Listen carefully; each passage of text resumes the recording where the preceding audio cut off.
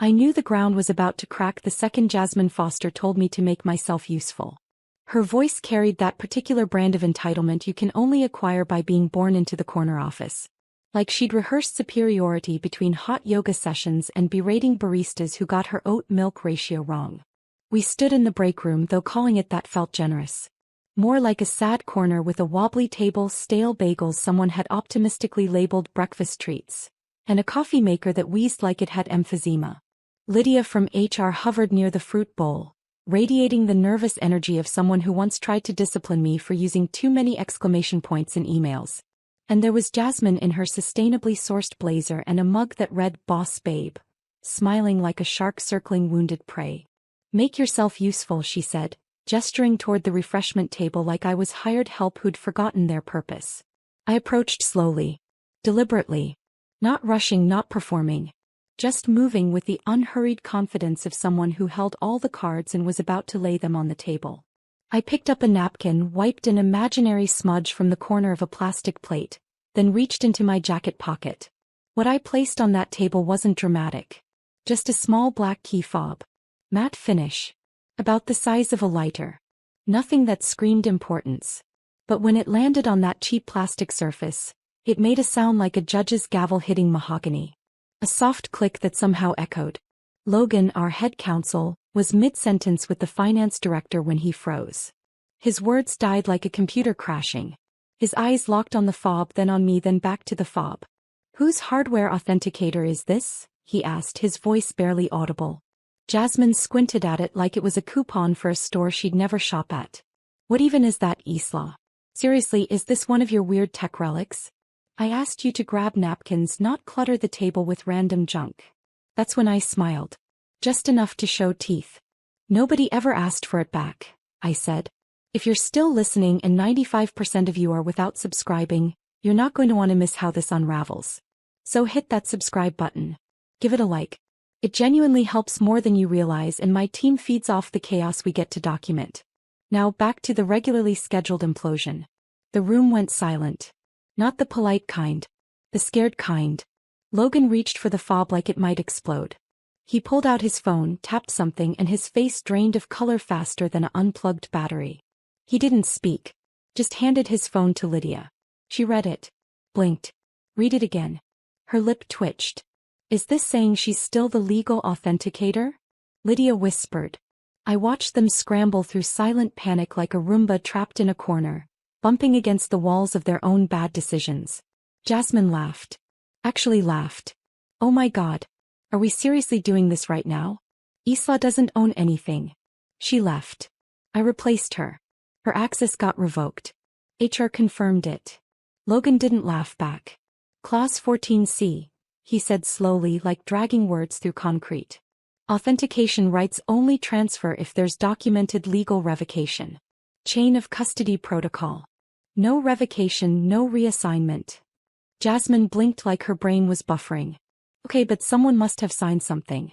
Right? Legal. One of you people." Nobody spoke. Lydia sipped her room temperature coffee like it might offer witness protection. I walked to the window and watched a pigeon fight over a discarded French fry in the parking lot. I remembered all the times I'd begged for structure. Asked for respect. Pleaded for basic acknowledgement. 6 years I'd given them. Built their entire licensing architecture. Maintained every key access log, every digital handshake, every two-factor authentication gateway they relied on. They told me to document everything. So I did.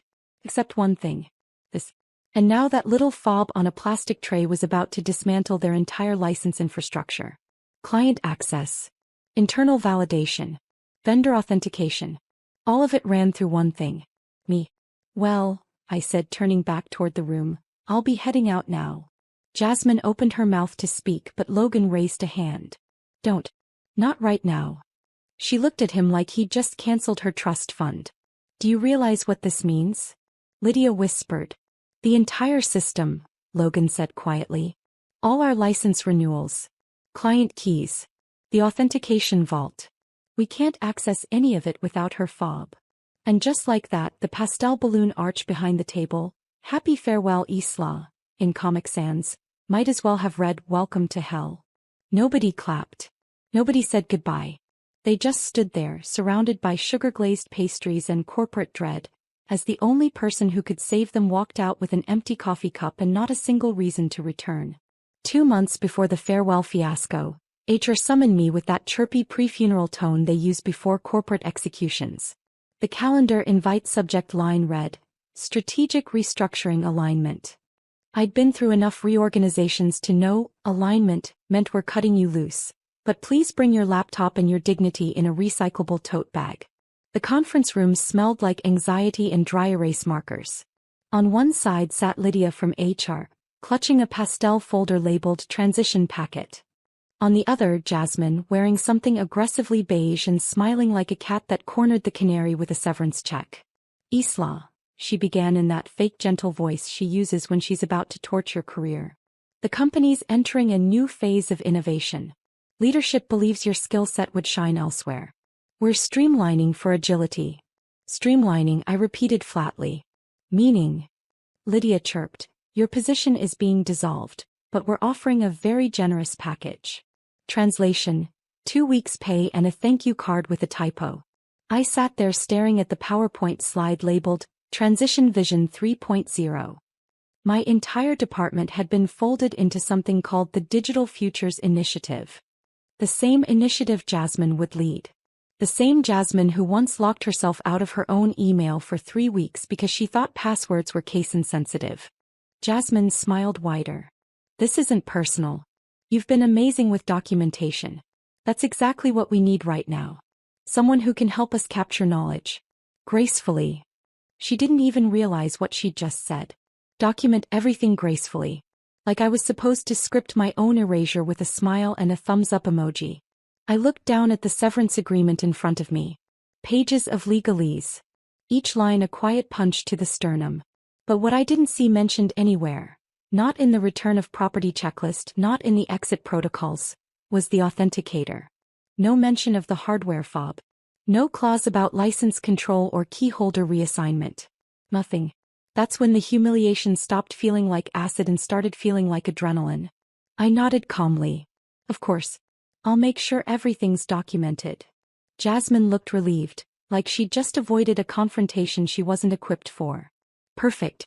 You've always been so professional, Isla. We'll make this transition as smooth as possible.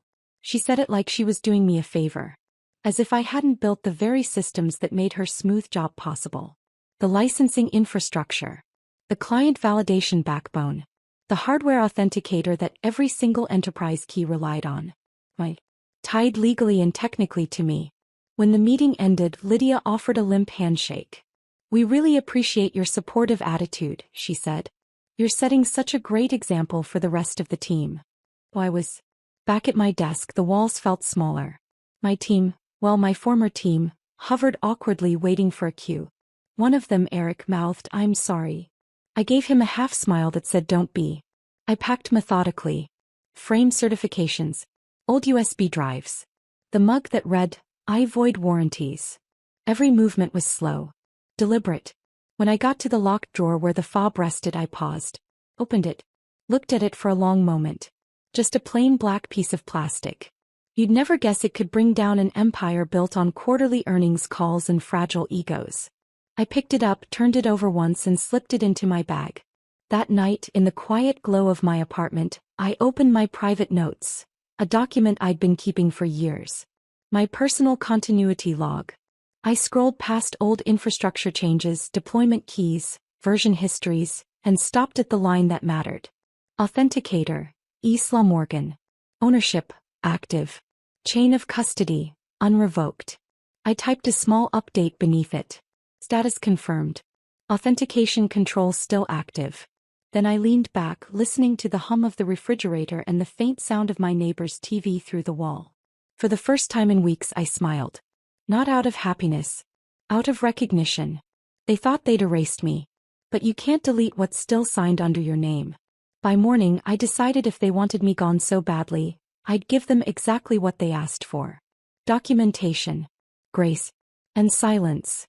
The kind of silence that gets expensive later.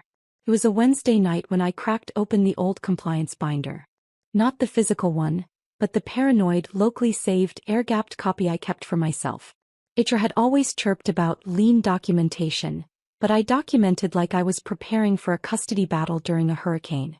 Back when we were rolling out our enterprise license vault, legal had asked me to draft the technical language for the access protocols. I'd done more than that. I'd built the fortress and written the blueprints in plain English and code. And that's where I found it again. Clause 14C. Buried between SLA arbitration and multi-tenant delegation like a tripwire covered in cubicle carpet. In the absence of a signed chain of custody reassignment and legal revocation, hardware authenticator rights default to the last verified key holder. In other words, unless someone had officially formally documented that I was no longer the hardware authenticator and transferred it in writing to someone else, the control still belonged to me. Not just operationally. Legally. I double-checked. The clause hadn't been struck in the last compliance update. No amendment. No override. I even skimmed the minutes from the policy committee, just dusty PDF attachments on Slack. Nobody had touched it. Nobody knew. Then came the real check. I logged into the dev admin shell using my old terminal emulator. The systems were still pinging my key. Not constantly but regularly. Authentication audits. Scheduled license renewals. Enterprise handshakes. The system still saw me as the gatekeeper. I exhaled through my nose. So, it wasn't satisfaction. Not yet. It was the moment right before it. Like spotting dry rot under the foundation and realizing the whole house would eventually slide into the sea. I checked the property tracker next. It had logged that I returned my badge, my laptop, even a dusty iPad mini from 2017. But nobody had marked the fob. Probably because nobody even remembered it existed. Except me. I opened a new file. Exit plan, quiet. I didn't rage. I didn't slam anything or text my sister in all caps. That's not how you prepare a reckoning. You do it like surgery. Gloved. Incision.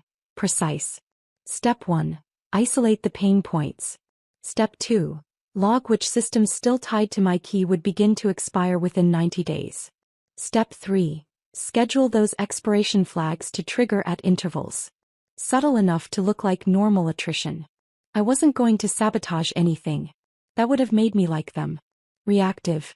Stupid. Loud. No, I was just going to let time do its job. Like gravity pulling down a Jenga tower. One quiet, forgotten block at a time. I started building a digital dead man's switch. If I didn't manually delay the expiry, client license keys would quietly time out. It wouldn't be catastrophic at first. Just annoying calls to IT. Weird bug. Temporary workarounds. But the deeper the dependencies, the more brittle their fancy restructured little tech stack would become. I paused to check the Slack archive. Jasmine had posted a new message in #AllHandsWins. Super excited to roll out our new secure license flow. Thanks to the team for making onboarding so seamless. Party popper rocket #girlpower #digitalboss. That's when I knew she hadn't read a single protocol. The only thing she'd on board was arrogance. I sipped my tea. Logged another note. Week 3. Trigger license call failure for secondary verification vault. Week 5. Revoke optional legacy bridge key for outside vendors. Week 6. Flag renewal scripts for manual approval only. None of it would scream sabotage. It would whisper neglect. Just like they had whispered me out the door. I clicked back into the compliance doc. One last reread. Clause 14C. In absence of revocation, authenticator retains all controlling rights. I copied it. Pasted it into my exit plan file. Highlighted it. Then I leaned back in my chair, staring at the glow of the screen like it was a campfire, and felt something shift. Not vengeance. Not even pride. Control. I still had it. And now I was going to see exactly how expensive streamlining could become. The first domino fell 24 days after my last HR meeting. Quiet. Almost tender. Like a hiccup in the code that nobody noticed at first. Just a single client key failing to renew on schedule. One of our mid-tier accounts. The kind that pays on time but doesn't throw parties. They got a licensing error. Logged a support ticket. IT kicked it upstairs. Looks like a timing issue, they said. Should auto-renew in the next cycle. It didn't. That key had been one of my test balloons. I'd set it to expire unless specifically reauthorized by a hardware authenticator. Me. And since nobody had requested my input and nobody had the fob, well, gravity works. I watched it all from the outside. No longer an employee technically, but still bound to the infrastructure like a ghost in the server logs. I didn't touch anything. I didn't need to. The system kept pinging my credentials every time a secure handshake was required. Because nobody had changed them. That was the beauty of it. Jasmine had swept in with her new energy, tossed around words like synergy and future forward, and assumed the hard stuff was already handled. Legacy systems? Outdated. Redundant. She'd brought in a consultant from LinkedIn who wore loafers without socks and used the phrase low-code stack, like it was a mating call. Meanwhile, I sat in my apartment with 3 monitors and a spreadsheet titled Passive Expiry Tracker. Every access request routed through the authenticator left a digital footprint. A little log line that read, "Request token auth pending no response." I didn't reject anything. Didn't approve anything. Just let the system wait. By week 4, IT had started to notice. First came the internal tickets. Anyone know where the override is for Vault Sequence 9? Still getting auth errors. Might be a caching issue. Need authenticator token for renewal batch? Anyone have access? Then the Slack messages.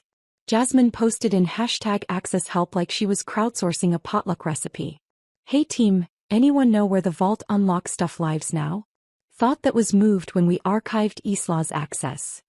Nobody replied. 15 minutes later she followed up.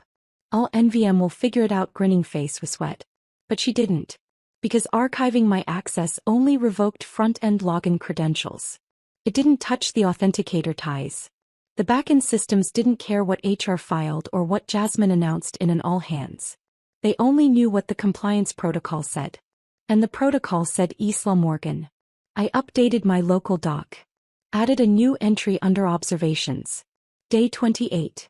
Repeated auth ping from Vault Daemon unresolved. Day 29. Slack thread initiated by Jasmine.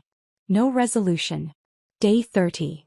Internal chatter suggests confusion around control handoff. The silence wasn't just delicious. It was weaponized. Every unanswered ping. Every failed override. Every delayed key renewal amplified the tension. I wasn't breaking anything. I was just letting their laziness rot from within. On day 33 I saw a curious log entry. User. Jasmine F. Attempted manual override on Vault admin. Result. Permission denied. She tried to bypass the authenticator. Probably thought she could just click her way into authority like she did everything else. With charm and daddy's name. Didn't work. I watched the system reject her like a body spitting out a bad organ transplant. Another note went into my doc. System integrity confirmed. No elevation without authenticator consent. By now the requests for access were pinging in steady waves. Like a heartbeat. Erratic. Anxious. Futile. Me. I was steady. Patient. Calm in a way I hadn't felt in years. I made tea in the mornings. Watered my plants. Responded to recruiter emails I used to ignore. Once a day I'd open the logs. Watch the pings come in. Highlight the failures in pale red. I wasn't in the building anymore. But the building was still running on my signature. And nobody, not Jasmine, not IT, not even legal, had asked the one question that could have diffused the time bomb. Do you still have the fob? I did. And it sat in a velvet pouch inside a cheap fireproof safe. Untouched. Unneeded. Unreturned. The silence was doing all the work. And I was just letting it speak. It was always going to be a junior who found it. The seniors don't dig. They delegate. But a hungry kid with a compliance checklist and too much caffeine? That's the kind of person who notices ghosts in the machine. Somewhere in a fluorescent pod labeled Risk and Governance, an overzealous 20-something named Ethan probably ran a quarterly audit report nobody had reviewed since 2022. A routine scrub. Verifying authenticator status. Checking asset ownership tags. Matching internal ID hashes to the license repository. Boring stuff. Till it wasn't. Because buried in the output, highlighted in corporate red, was one line that didn't match the others. Authenticator ID. iMorgan status. Active owner. Non-corporate last verified chain of custody update. Missing. That one line broke the spreadsheet's conditional formatting. And with it, the illusion that someone, anyone, had officially reassigned control. It didn't scream catastrophe yet. It whispered something worse. Liability. The junior did what juniors do. Flagged it. Added a yellow comment bubble. Can someone confirm if this was reassigned during Q3 restructuring? Then forwarded it to the generic legal inbox and went back to alphabetizing access logs, unaware they'd just pulled the pin from a grenade with a 6-week fuse. The email hit Logan's desk at 3:42 p.m. on a Friday. By 4:10 the first quiet inquiry had gone out. A ping to IT asking if the authenticator key had been replaced during the personnel transitions. IT responded with a shrug in email form. No ticket. No handoff. No physical return logged. They even helpfully attached the old property checklist. Laptop, returned. Phone returned. Authenticator, blank. By 5:12 the tone changed. Legal sent a polite message to HR.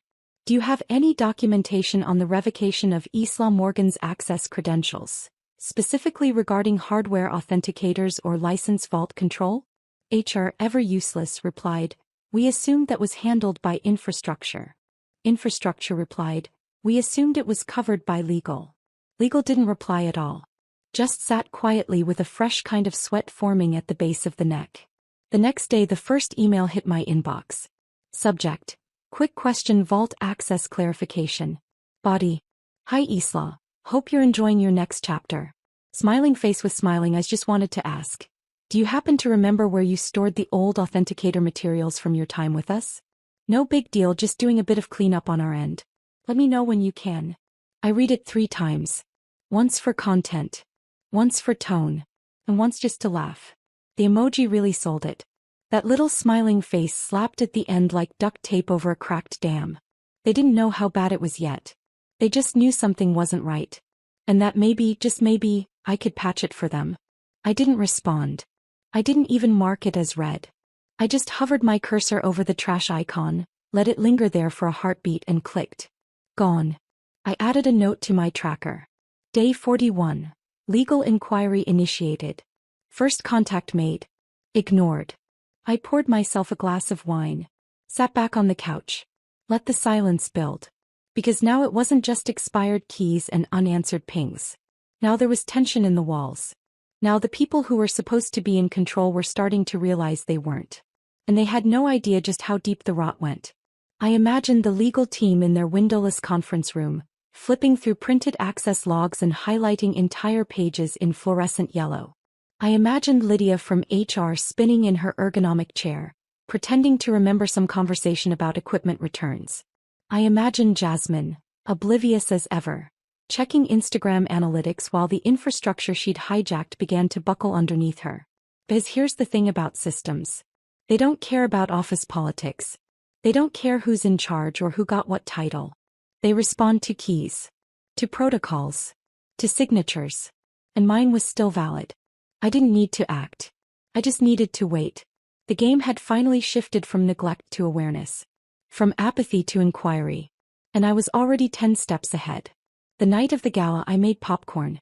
The fancy kind. With rosemary oil and flaky salt. Because if you're going to watch a slow-motion implosion, might as well do it with snacks. Jasmine was in Los Angeles, parading through some women in tech and wine circle jerk hosted on a rooftop bar with $30 cocktails and more hashtags than handshakes. I wasn't watching the live stream, God no. But LinkedIn lit up like a fireworks show. There she was. Mic in hand. Laughing like she'd just discovered encryption. In one clip she actually said the words, "We've really cleaned up the legacy mess. Vault access? Totally streamlined now. New systems. Modern. No more outdated dependencies." Outdated. I watched that word slither out of her Botox-stretched mouth like it meant something. Meanwhile, in the real world, an hour after her champagne toast, one of our largest clients filed a priority support ticket in the system. Failed license renewal. Authentication blocked. Vault not responding to enterprise handshake. IT scrambled. Because when a client with 6 figures of contract value can't access their software, people start skipping dinner. They ran the diagnostics twice. Restarted the license daemon. Blamed the API. Checked the certs. Finally, someone in DevOps flagged the issue for legal with a terse comment. Authenticator timeout. Vault authentication failure. Ownership unverified. Legal picked up the phone. At 9:17 p.m. Logan called IT directly. I know this because a friend from the old engineering team texted me in the middle of it. Yo, legal panicking. Who TF is the authenticator? The call, as later described to me, went something like this. Logan, who authorized the authenticator transfer post restructuring? IT, what do you mean? Logan, who has the legal authenticator credentials right now? IT, we thought she did. Logan, she who? IT, Isla. That's when the room went quiet. See, up until that moment, IT had been operating on vibes and assumptions. Like if they all believed the keys had been transferred, the system would just go along with it. But systems don't respond to belief. They respond to signatures. And mine was still the one on file. At 9:33 p.m., Jasmine posted a boomerang on Instagram of her doing a little cheers dance with some VC intern in a pink blazer. Caption read, Modern security equals modern success shield sparkles #women in tech. I took a screenshot. Not for evidence. For art. By 10:02 the job listing went live. Senior Licensing Officer, urgent hire. Must have experience with legacy access controls, authenticator protocols, compliance framework transition, and enterprise vault authentication. A masterpiece of panic, thinly disguised as an exciting opportunity. I clicked the link. Read it with a glass of wine in hand. They even offered a signing bonus. Bernie writes itself. I refreshed the support portal. 8 tickets now escalated to critical. All license-related. All timing out on handshake validation. All pinging my dormant credentials. I checked my dead man switch scheduler. Everything was firing as planned. They still hadn't asked me directly for the fob. They were circling around the problem like it might fix itself if they just used enough buzzwords in prayer. But prayer doesn't override Clause 14c. And hashtags don't validate root-level cryptographic tokens. So I did what I'd done every night since they'd shown me the door. I closed the dashboard. Logged my observation notes. Added a new line. Day 48, public-facing failure. Job posting confirms internal scramble. Then I muted Instagram, queued up an old jazz record, and let the icy pleasure settle into my bones. The thing about systems is they don't forgive. They just wait. And tonight they were waiting for me. I didn't plan the exact moment. That's not how this worked. This wasn't a script. It was a storm that had been building for months. And now it was time to let it rain. But if I had picked a time, a setting, a cast of characters for the final act, I wouldn't have changed a thing. The room smelled like burnt coffee and awkward endings. HR called it a farewell appreciation gathering, like slapping a ribbon on a casket made it a celebration. A folding table had been wheeled in from God knows where, stacked with supermarket cupcakes, a cheese platter that looked like it had fought in a war and a tray of paper cups. They'd even printed a sign in Comic Sans. Thanks Isla. Balloon. With a balloon emoji that looked like it was slowly leaking its will to live. I stood there watching the people who'd ghosted me in Slack pretend they were sad to see me go. A few hollow smiles.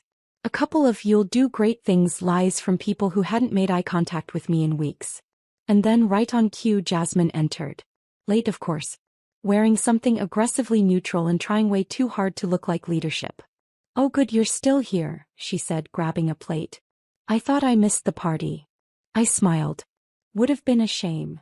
She picked up a mini cupcake, sniffed it like it might be poisoned, and turned to the group with that performative air she always used when she needed to be the loudest voice in a room that didn't ask for one.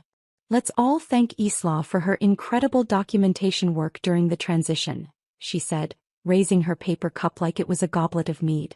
You've been useful. And hopefully you'll keep being useful wherever you end up. Some people chuckled politely. A few eyes darted away. Lydia laughed a little too loudly. That was my cue. I walked over to the tray. Not fast. Not dramatic. Just a quiet, steady stroll. Picked up a napkin. Wiped a tiny smudge off the table's edge. And placed the fob, my fob, right in the center of the coffee tray. Made the softest sound. Just a click. But the room reacted like I'd set down a loaded gun. Logan, who'd been chatting with someone from finance, turned mid-sentence. His voice faltered. His face drained of color like someone had pulled the plug on his circulatory system.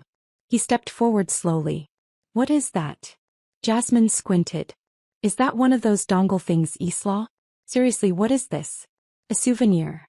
I looked her dead in the eye. Then turned to Logan. It's the hardware authenticator, I said evenly. The one tied to the license vault. Still registered to me. The silence was instant. Palpable. Like air had been vacuumed out of the room. Logan reached for it. Hesitated. Then picked it up with 2 fingers like it might shock him. Why do you have this? I took a sip of the coffee they'd poured for me. It was as bitter and overbrewed as the appreciation in the room. I let the pause stretch. Let the moment settle into their bones. And then said, because nobody ever asked for it back. Jasmine laughed. Oh, come on. This is just dramatic. That's like a souvenir or something, right? The IT guys reissued all the keys. Modernized. Logan wasn't laughing. He was typing something into his phone. Then he stopped. Looked up. His face now full ghost. You never signed the revocation paperwork. Jasmine blinked. What paperwork? I asked legal about it last month, I said casually. They emailed me. I deleted it. Jasmine's voice went up a half octave. Wait, you're telling me this little plastic thing is still... What? Controlling something? That's insane. Logan turned to her slowly. Not just controlling something. It's controlling everything. Vault authentication. Key renewals. Authenticator chain. Root license access. This, he held up the fob, is the access. Lydia choked on her muffin. Someone dropped a napkin.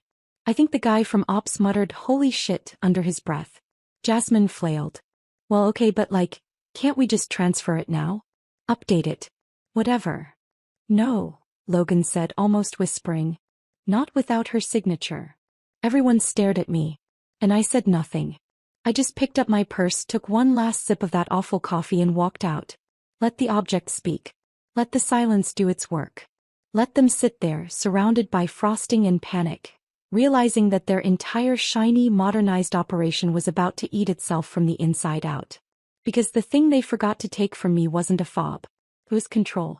And I had just set it down like a chess piece. Checkmate. Within 48 hours of the object drop, the company's spine began to snap.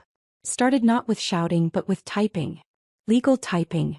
The most terrifying kind. Internal counsel called a red alert meeting. Not the kind with a calendar invite, but the kind where phones buzz at 6 a.m. and nobody wears jackets because they ran out of the house in a panic.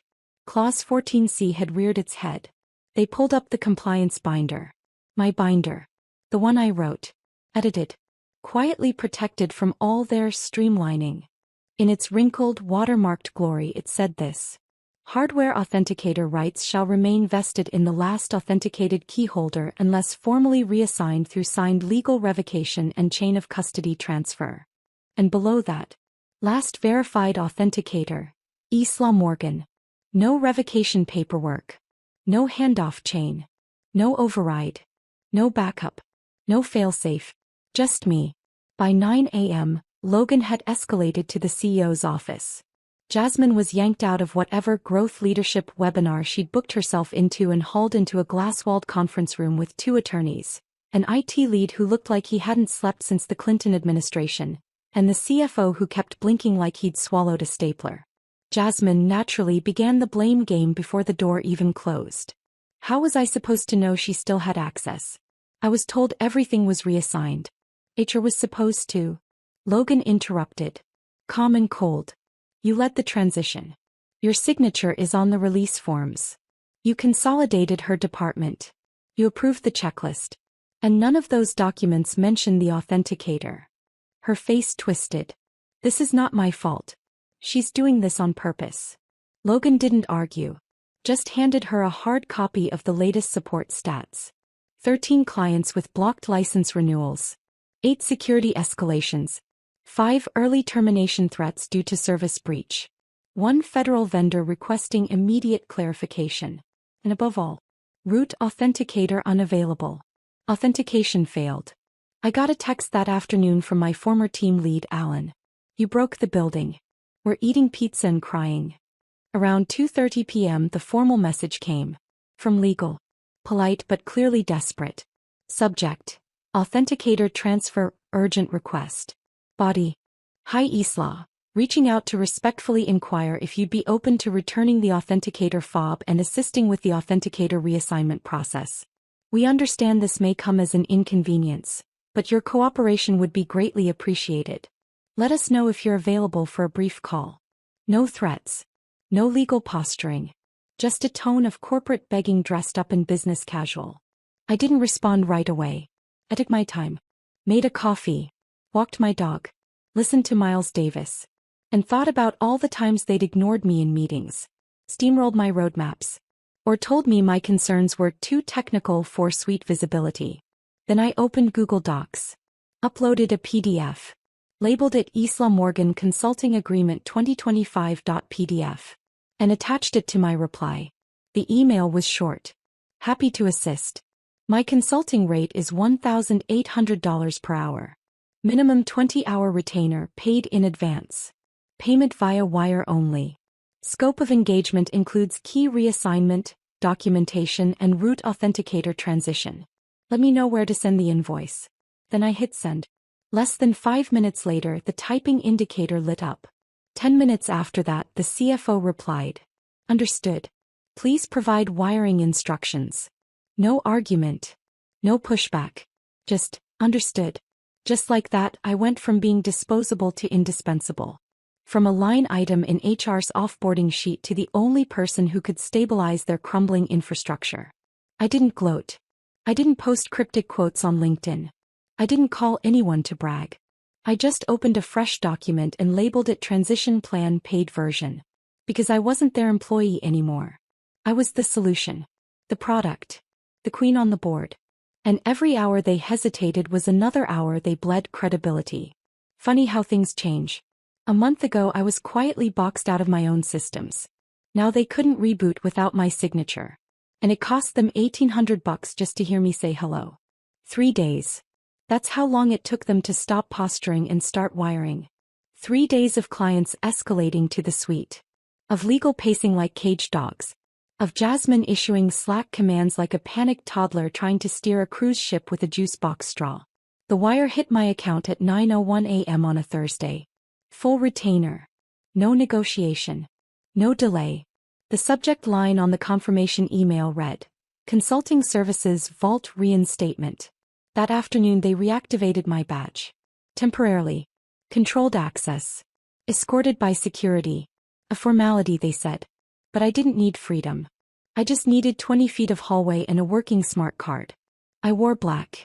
Not out of drama but efficiency. Blazer. Flats. No jewelry. Like an undertaker on a tight schedule. The security guard waiting for me in the lobby tried to make small talk. I ignored him. The office had changed. The walls were quieter. Conversations hushed. People glanced up from their desks like wildlife sensing a pressure drop before a storm. One woman whispered, "Is that her?" I was a fabled creature, dragged back for one last sighting. I walked past the innovation wall, now featuring a framed quote from Jasmine that read, "Disruption starts with a clean slate." The irony was so dense you could have sliced it and served it with crackers. At the end of the corridor, 2 members of legal waited. One held the revocation paperwork. The other held a printed list of all active license keys pending reauthentication. No one spoke. I sat. They handed me a laptop. The fob port already primed. I inserted it. Ran the sequence. Each key lit green on the internal dashboard as it reauthorized. One by one. The silence was louder than any applause. Then came the final step. A digital signature pane opened on the secure document viewer. Title: Authenticator Revocation and Transfer of Custody Agreement. I read every line. Not because I didn't trust it. Because they needed to watch me do it. Watch the woman they discarded inspect their legal lifeline like she was deciding whether it deserved rescue. At the end I clicked sign. The system pinged. Confirmation received. I handed back the laptop. Reached into my purse. Removed the fob, still warm from the port, and placed it gently on the table. No words. No thank you. No final zinger. Just the clink of power being relinquished on my terms. I stood. Straightened my jacket. Walked out. The security guard tried to catch my eye again. This time I looked at him. Said nothing. But something in my silence made him step back without knowing why. At home I poured a drink, closed every open doc, archived the consulting contract, labeled the transaction complete, cleared the slate. The next week an anonymous update hit the company's org chart.